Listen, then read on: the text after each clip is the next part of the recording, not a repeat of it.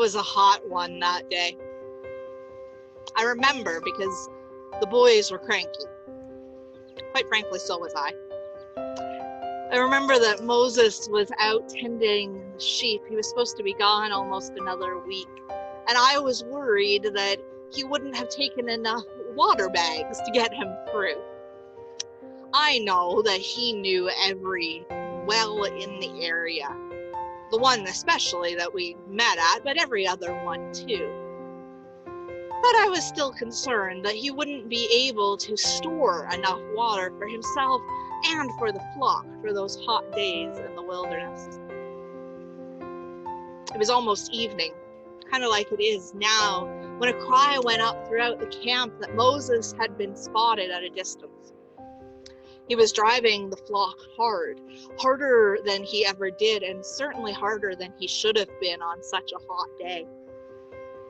I remember my heart just jumped right into my throat. Surely there must be trouble coming, because what else would bring him home at such a pace and almost a week early? I asked my sister, who had also come out to see what all the commotion was about, to take care of the boys, and then I went to the outskirts of camp to greet my husband. But he didn't look like my husband. The man that I had come to know over the last many years was quiet, and sure-footed, and gentle. The man who rushed past me that night was abrupt and full of fervor. He almost tripped over the sheep a couple of times because he wasn't paying attention to the flock, something that he was so thoughtful to do every other time. "Hello, Moses," I called as he got into earshot. "What brings you home so early?" But it was as if he didn't hear me. His eyes were not on me, but were on the tent of my father, Jethro. With purposeful strides, he quickly covered the ground to the center of camp and requested an audience with my father, who was the priest of our tribe. It was granted, and I hurried to catch up so that I didn't miss anything that he said. And what a voice I heard. The only other time I had heard him be that sure and that strong was on our wedding day when he pledged his love to me. Normally, Moses was careful with his words, conscious that if he wasn't, that he would fall into the stutter that he'd had since childhood. The stutter left him that day as surely as did everything else about him that I knew as my husband. It would come back, I would find out later, but that day in my father's tent, he spoke with such confidence. "Please, let me go back to Egypt, to my kindred, so that I may see whether they are still living." His words were a strange mix of requests and demand. I remember looking at my father, and he looked as confused as I was. Moses was not a prisoner in our camp. If anything, he had always resisted every suggestion that he return to Egypt because he knew that he was a wanted man there. "Of course, go in peace, my son," my father said. I heard the words from his lips, but I don't think Moses did, because he rushed on telling us a story that I will never forget. He told us how he had been at the base of Mount Horeb with the flock. Some of you might know it as Mount Sinai. When in the distance a flicker of flame caught his eye. He didn't think much of it at the time. Perhaps a lightning strike from the storm the night before had caused a small bushfire.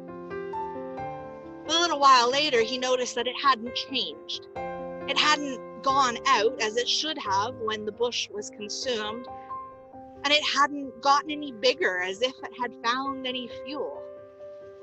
So my husband, ever the investigator, went to find out what was going on. "I heard the voice of God," Moses told us that night. "It was the God of my ancestors, the God of Abraham and Sarah, who called them to journey to a new land. And And I have been asked, no, that's not quite right. I have been commanded to go to Egypt, to the land of my birth, and free my people, to bring them to the land that God has promised my ancestors for generations. I looked at my father again. Maybe there was something wrong with Moses. Maybe the heat had damaged his brain, or maybe he had fallen off the mountain where he claimed to meet his God. I moved as if to take him back to our tent, but my father waved me off, and he said simply and quietly, "What next, Moses? Tell me what happened." And Moses told us. He told us how his God had told him that he was standing on holy ground. Now, the Hebrew people had not been forgotten or ignored in their slavery. He told me how he had argued with and tested his God, saying, if I go back to my people and they ask me your name and I have no response, they'll laugh at me and not believe me. And the voice responded, my name is Yahweh, which Moses tells me means I am in Hebrew. For every argument my husband made, Yahweh had a response, until finally Moses agreed. There was silence in the tent when Moses finished speaking, until finally my father said quietly, Moses, you obviously have the blessing of your God to go back to your people in Egypt. I have already given my blessing and I see no reason to revoke it now, but there is still one more of whom you must request it. Moses looked at me as if noticing for the first time that I was even in the tent with them. He looked at me and he said quietly, Zipporah, my love, I do not know what is to come, but I know that there is a burning in my soul and I must return to the land of my birth and do as God commanded me. I could have said no. Maybe I should have said no, because heaven knows that day he became not only a man, but also a prophet. And that has placed a heavy burden on him. But in that moment, I knew that our destinies no longer lay in the camp of my father. And so I whispered back, Moses, my love, you have not only my blessing, but also my love and my companionship. We will go together.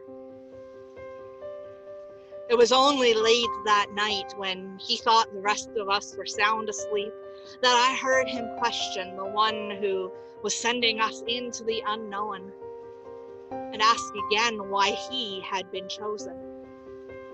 And I knew in that moment that for the rest of time, he would be to all outward appearances Moses the prophet, the one who speaks with God. But to me, he would also be Moses the man, the one I married, the one I love.